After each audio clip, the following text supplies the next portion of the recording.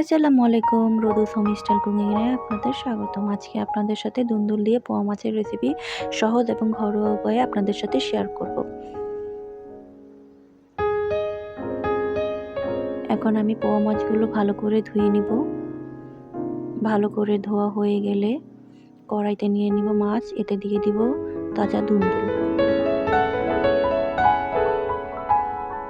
এখন দিয়ে দেব কেটে রাখা পেঁয়াজ, কাঁচামরিচ, লবণ, আদা রসুন বাটা, হলুদ গুঁড়া এবং যার যার ঝাল অনুযায়ী মরিচের গুঁড়া,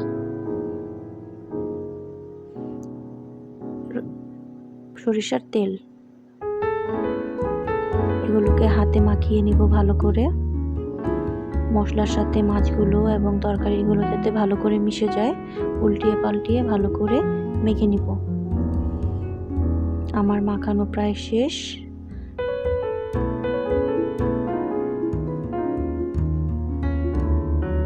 যত মাখবেন তত তরকারি সুস্বাদু হবে।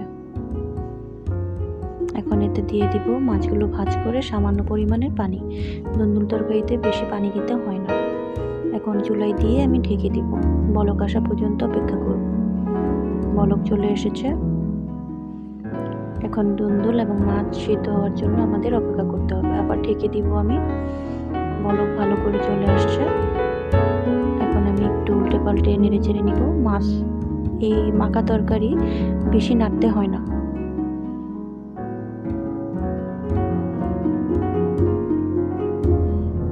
এখন আমার দেখতে হবে দুন্দুলগুলো সিদ্ধ হয়েছে কিনা। দুন্দুল প্রায় সিদ্ধ হয়ে গেছে। এখন আমি দিয়ে দিব কেটে রাখা ধনিয়া পাতা।